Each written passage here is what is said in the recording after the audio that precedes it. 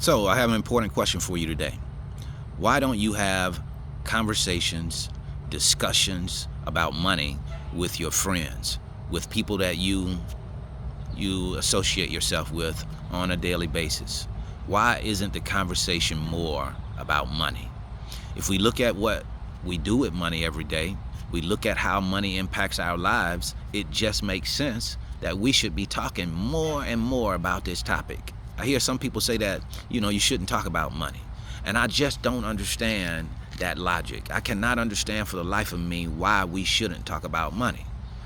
The very thing that everyone needs, the thing that everybody needs to move their life from point A to point B, to navigate life, you need money. To come into this world, to die out of it, and everything in between, you need money. So I just cannot understand for the life of me why we shouldn't talk about money. Or it's like these just on the surface conversations that we have about money.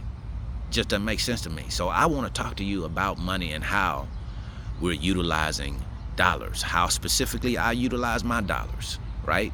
I think we have to find a balance between saving and investing and enjoying your life with the dollars that you're earning right now. I think we have to find a balance there, especially if you want to impact generations that come behind you. Now, if you just want your money to affect you and your generation, then you probably can take more risk and you can spend money without really putting a whole lot of thought into it, right?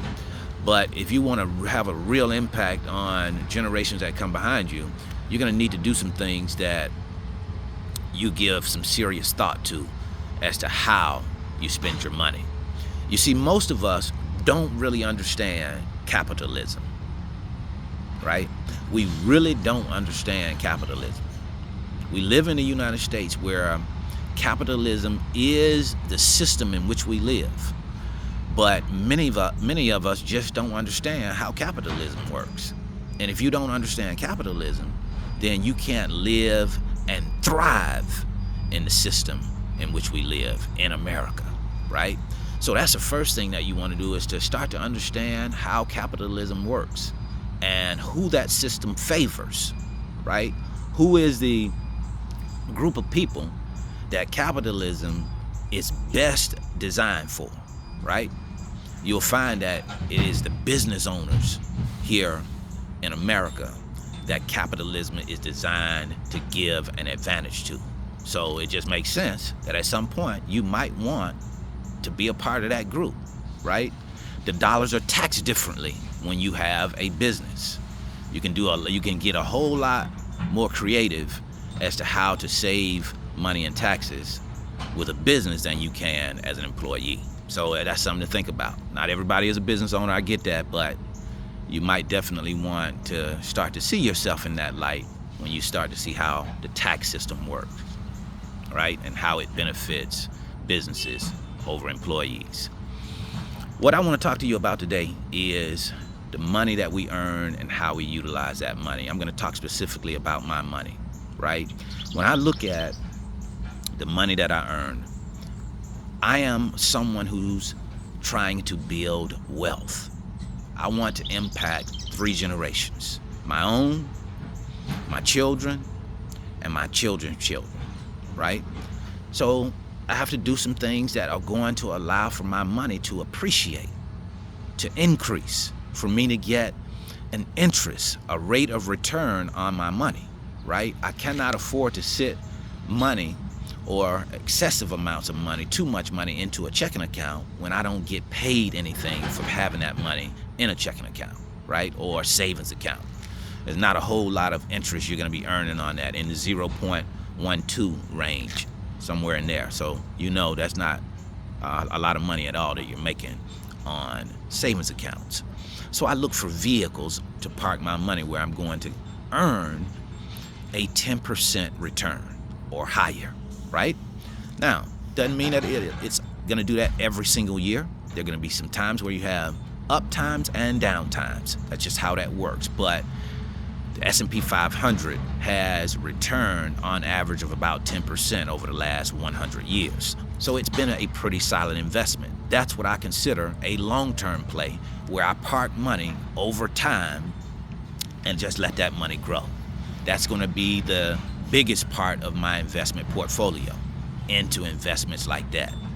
Inside of a 401k or inside of a Roth IRA, traditional IRAs. I don't use traditional IRAs very much because at some point I'm going to have to pay taxes on a traditional IRA.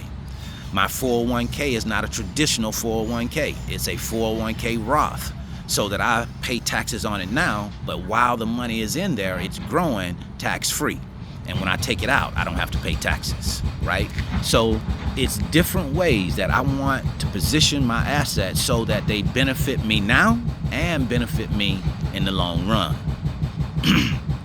Saving and investing is a part of building wealth. You cannot have investing and say, hey, I'm not going to invest, and think that you're going to build wealth. You can't just throw investing out of the window and just say, I'm going to save. You have to invest. You just have to decide how you're going to invest your dollars. Long-term plays like the one I just mentioned, inside of those types of accounts, solid, good. But I also have some short-term plays. I invest in cryptocurrency. I believe that cryptocurrency is here to stay. I think that it makes sense to have an investment in digital currency. Yes, it's volatile. There's a lot of risk with it. But if you choose wisely, I think that you'll have an investment that you can look back at some point and say, wow, this was something that I didn't expect. I didn't think that it would do this, but you've had some tremendous returns. For example, I mentioned earlier that a 10% return is a good return in those long-term plays that I talked about, S&P 500, right? But just this year alone, from last year to this year, May of last year to May of this year, we earned 85% on one investment in Ethereum, in cryptocurrency. I earned over 500% on one investment in cryptocurrency called Solana. Okay? So, yes, 10% is great, but it also makes sense, in my opinion, to have smaller investments that you can stand to lose, to have an opportunity to have super enormous type returns. Because the whole idea of investing is to get great returns, right? So that you can have more money when you get ready to utilize that money. That's the whole purpose. So it just makes sense to have these types of investments in a smaller piece of your portfolio. If you decide it's going to be a smaller piece, hey, that's great.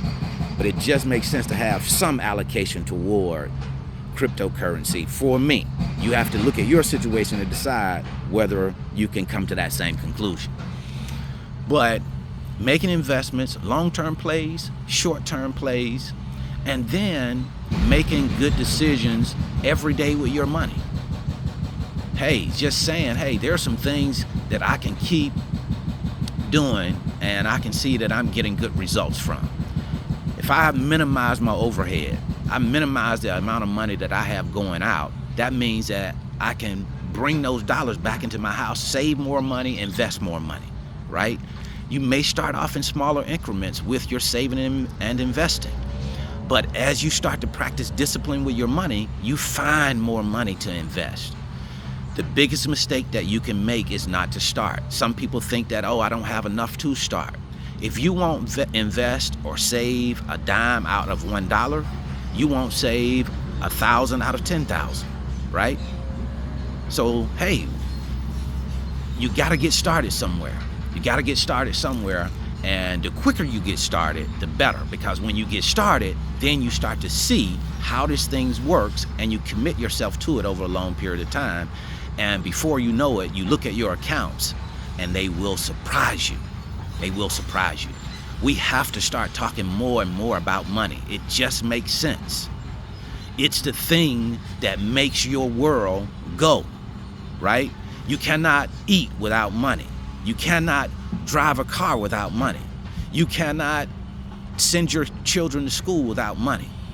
Everything that we do here on this planet requires that we have money, so we have to get smart about our dollars. What are you doing with the dollars that you're making? Where are you putting those dollars? Are those dollars appreciating? What is your plan for your money? If you don't have a plan for your money will move in an opposite direction of you. You must have a plan and then execute that plan. Try it, test it, change it when it's necessary to change it. But don't go to sleep thinking that you don't have to have a plan, that you don't have to plan your financial future. It doesn't come together on its own. If it does, it won't come in on a way that you want it to. If it takes the shape of its own, that's not going to work out in a positive way for you. So you have to shape it. You have to give it instruction, direction. You have to paint the vision for your financial future. You can see it, and then you can bring it to fruition. That's what I wanted to share with you today. Have a great day, great rest of your week. See you at the top, because the bottom is too crowded.